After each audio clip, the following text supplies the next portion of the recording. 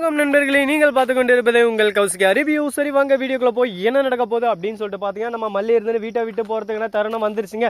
ரொம்ப நேரம் இல்லைங்க, ரொம்ப தூரம் இல்லைங்க, ரொம்ப கிட்ட வந்துருச்சுங்க. ஏன் எதனால அப்படின்னு சொல்லிட்டு பார்த்தீங்கன்னா, இப்போ ரொம்பவே ஒரு இக்கட்டான சூழ்நிலை போயின்னு இருக்க. ஒரு பக்கம் தான் அண்ணனோட குடும்பம் வீட்டை விட்டு வெளியே போகிறாங்க, மறுபக்கம் கரெக்டாக எல்லாமே நல்லபடியாக நடந்துச்சுன்னு சொல்லிட்டு நினச்சிட்டு இருந்தாங்க. அது எதுவுமே நடக்கல. இந்த மாதிரி ஒரு இக்கட்டான ஒரு சூழ்நிலையில் என்ன பண்ணுறது ஏது பண்ணுறதுன்னு சொல்லிட்டு தெரியாமல் ரொம்பவே முழிச்சுன்னு இருக்காங்க.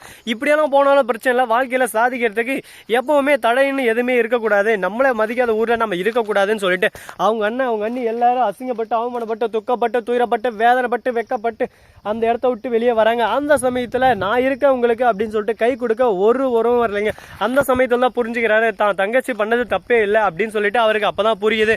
வாழ்க்கையில நம்ம எப்படி தான் இருந்தாலும் ஊர்க்காரங்க பேசுறவங்க 1000 பேசுவாங்க, அதெல்லாம் கேட்டால் நம்ம வாழ்க்கையில் முன்னேற முடியாதுங்க. கரெக்டாக நாம் மட்டும் நம்ம பொழப்புண்டுன்னு சொல்லிட்டு இருந்தால் மட்டும்தான் நம்ம முன்னேற முடியும். அதுக்கான பாதையில் தான் நம்ம எப்போவுமே கடந்துன்னு போயின்னு இருக்கணும். அந்த போல தான் இப்பயும் நடந்துன்னு இருக்கு.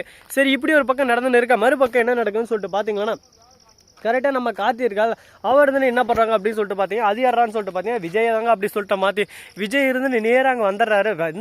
அவர் எப்படிதான் வந்தாருங்க, எதனால் இங்கே வந்தார் அப்படின்னு சொல்லிட்டு பார்த்தீங்கன்னா, அவர் வந்ததுக்கு ஒரே ஒரு காரணம் தான், ஒரே ஒரு காரணம் மட்டும்தாங்க. அப்படி என்னடா காரணம், ஏன் எதுக்காக வந்தார் அப்படின்னு சொல்லிட்டு பார்த்தீங்கன்னா, எப்படியாவது இந்த விஷயம் அவருக்கு ஆல்ரெடி தெரிஞ்சுட்டு இருக்கு. இந்த மாதிரி வெண்பா கரெக்டாக சொல்லிட்டு இருக்காங்க, இந்த மாதிரி மல்லி அம்மா அழுதுன்னு இருந்தாங்க, அவங்க வீட்டிலேருந்து ஃபோன் பண்ணியிருக்காங்க, இந்த மாதிரி தான் நடந்திருக்கா, வீட்டிலேருந்து துரத்தி அடிச்சிருக்கிறா சொல்லிட்டு அடுத்த செகண்ட் அவர் அங்கே போய் நிற்கிறாரு. உங்கள் நிலைமைக்கு முழுக்க நான் மட்டும்தான் காரணம், என்னால் மட்டும்தான் உங்களுக்கு இந்த நிலைமை, என்னை மன்னிச்சிருங்கன்னு சொல்லிட்டு கை காலை விழுந்து அவங்கள எல்லாரும் வீட்டுக்கு கொண்டு வராங்க. இதை கேட்கும்போது ஒரு பக்கம் சுவாரஸ்யமாக இருந்தாலும் மறுபக்கம் கொஞ்சம் கஷ்டமாகவும் இருக்குது. என்னடா இது இந்த அளவுக்கு மனசை கீழே விழுந்து ஃபீல் பண்ணுறாருன்னு சொல்லிட்டு, என்னங்க பண்ணுறது, வாழ்க்கைன்னா 1000 கஷ்டம் 1000 நஷ்டம் 1000 துக்கம் துயரம் எல்லாமே இருக்கும். அதெல்லாம் நாம தான் சகிச்சுக்கிட்டு எல்லாத்தையும் ஒரு பக்கம் தாண்டின்னு வாழ்க்கையில் முன்னேறணும்னா நாம் முன்னேறம் படிக்கட்டால் நாம தான் ஏறி ஆகணும் அப்படின்னு சொல்லிட்டு நல்லாவே புரிதல் இவருக்குள்ளே வந்துருச்சு.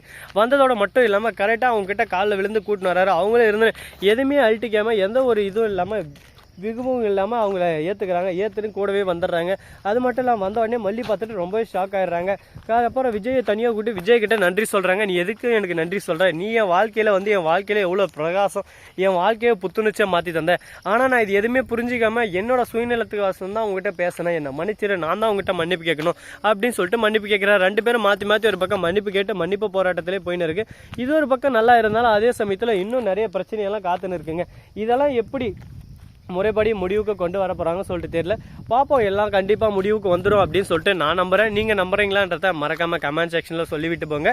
சரி, இந்த மாதிரியெல்லாம் ஒரு பக்கம் நடந்துன்னு இருக்குது. அதே சமயத்தில் மறுபக்கம் என்ன நடக்குதுன்னு சொல்லிட்டு பார்த்தீங்கன்னா, கரெக்டாக நம்ம விஜய் இருக்காருல, அவரு என்ன பண்ணுறாரு அடுத்துன்னு சொல்லிட்டு பார்த்தேன், இனிமேல் இவர் இந்த வீட்டில் தான் இருப்பார், இந்த வீட்டை விட்டு போகிறதுக்கு யார் இவரை எதுவும் சொல்லக்கூடாது அப்படின்னு சொல்லிட்டு சொல்லிடுறாங்க.